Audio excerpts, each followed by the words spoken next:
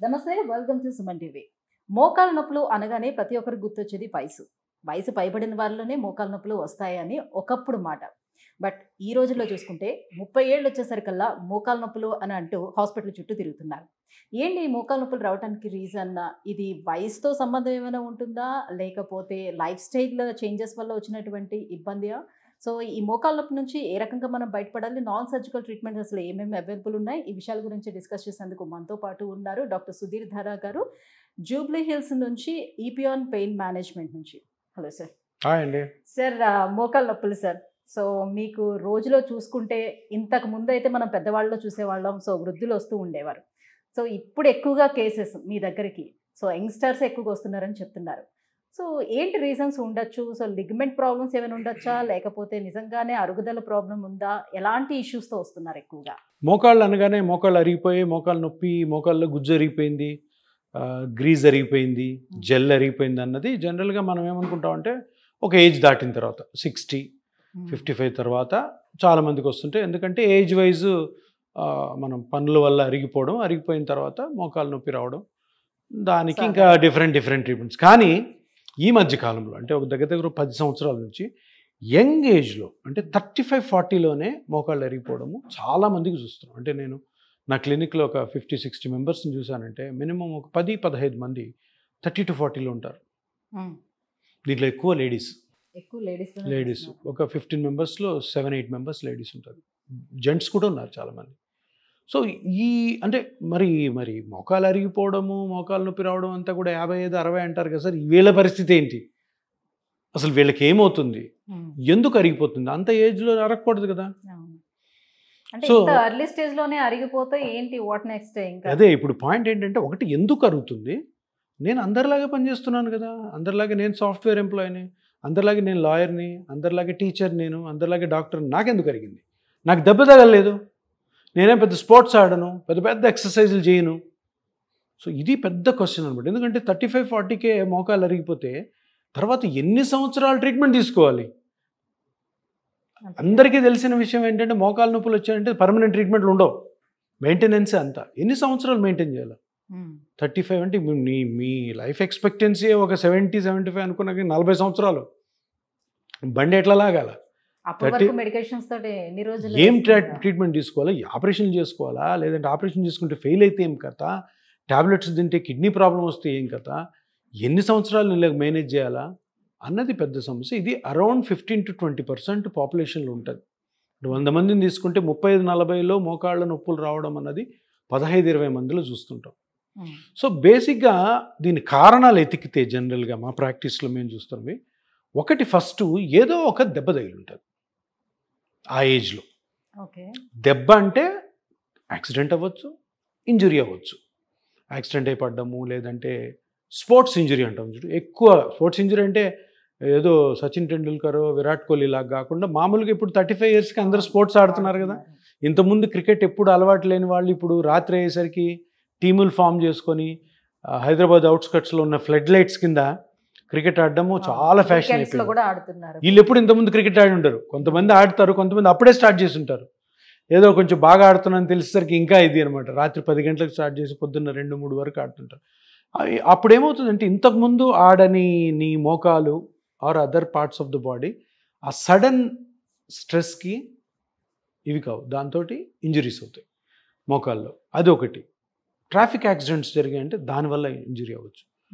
లేదు, ఇంకొక ఈ థర్డ్ సెట్ అన్నది చాలా డేంజరస్. ఇదేంటంటే, కొంతమందికి ఒక 15-20 ఇయర్స్ ముందే మోకాలు అరిగిపోతుంది. అంటే 55కి అరగాల్సిన మోకాలు 25 నుంచి స్టార్ట్ అయ్యి 35కి బయటపడుతుంది. ఏమరుగుతుంది?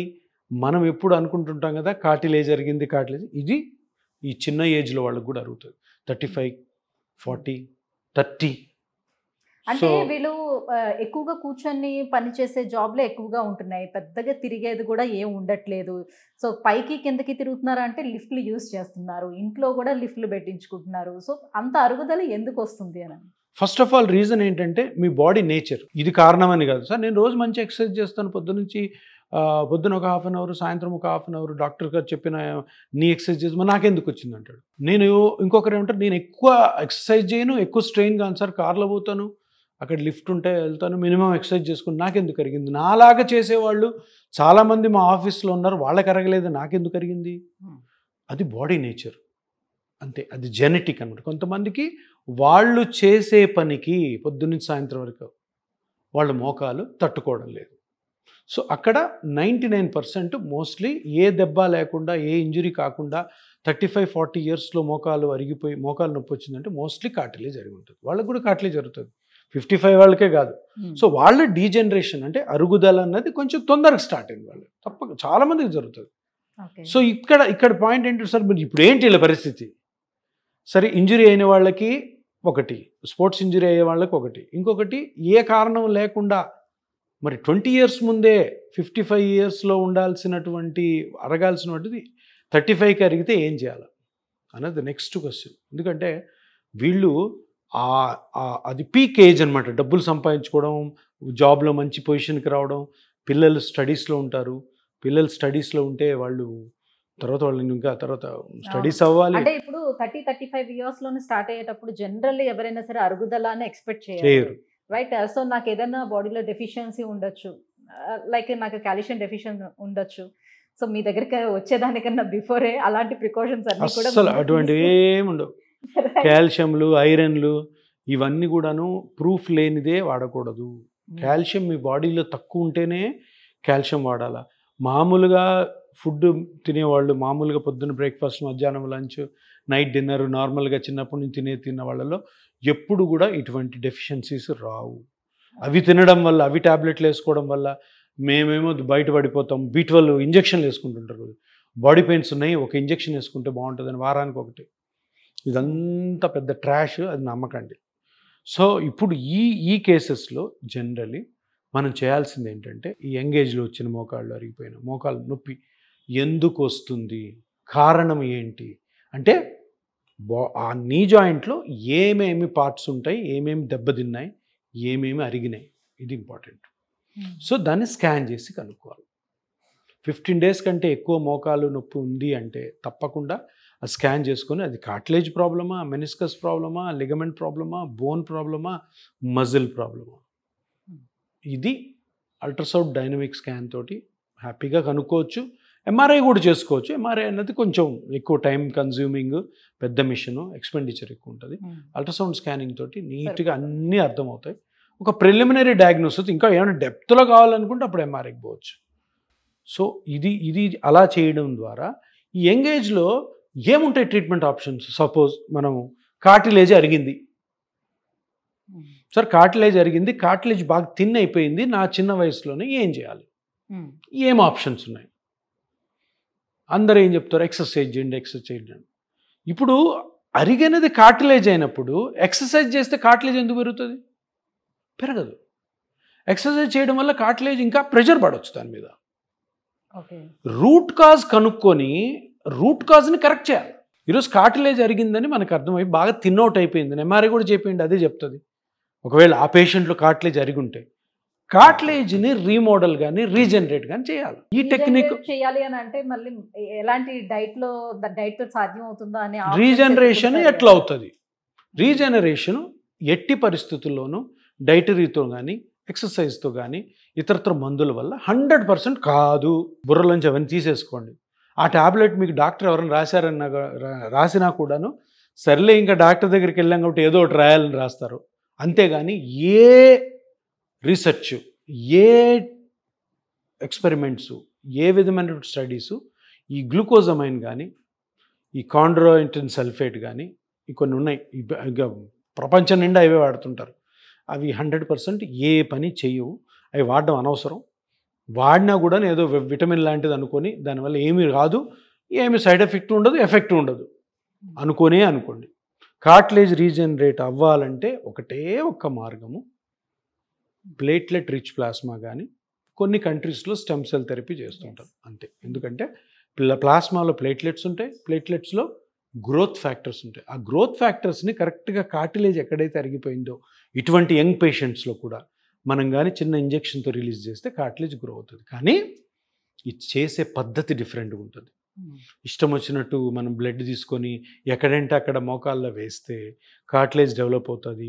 లేదు ఏ నొప్పి ఉన్నా కానీ అన్ని జబ్బులకు ఒకటే మాత్ర అన్నట్టు పిఆర్పిని ఎక్కడ పడితే అక్కడ వేస్తే అది రికవరీ అవుతుంది అని కూడా అపోహ.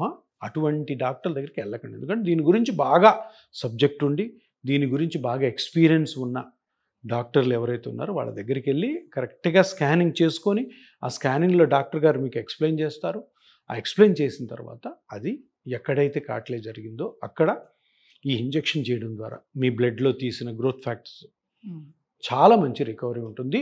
ఇంకొకటి చాలా మంచి రికవరీ అయినా అవ్వకపోయినా కానీ ఆ వయస్సులో ఉన్న ఏకైక ట్రీట్మెంట్ ఇది. లేదంటే ఎంగేజ్ లోనే చేయించుకుంటున్నారు కాబట్టి ఇంకా చాలా ఏజ్ వాళ్ళకు ఉంటుంది కాబట్టి ఇలా మళ్ళీ మళ్ళీ చేయించుకోవాల్సిన అవసరం ఎంతవరకు ఉంటుంది? రావచ్చు. ఎందుకంటే 35 ఇయర్స్లో ఎన్నో యాక్టివిటీస్ ఉంటాయి. కామ్గా ఉండలేం కదా ఇంట్లో కూర్చో. రోజు ఉరుకులు పరుగులు ప్రయాణాలు, అక్కడ పోవడం, ఆఫీస్లో నిలబడడం, కూర్చోవడం, తర్వాత మళ్ళీ ఇంటికి పరిగెత్తుకు రావాలి, ఇంట్లో పనులు ఉంటాయి, విహారయాత్రలు, తీర్థయాత్రలు, టెంపుల్లు ఇవన్నీ ఉంటాయి కాబట్టి ఎప్పుడైనా రావచ్చు. కానీ జాగ్రత్తలు అయితే మటుకు తప్పకుండా పాటించాలి.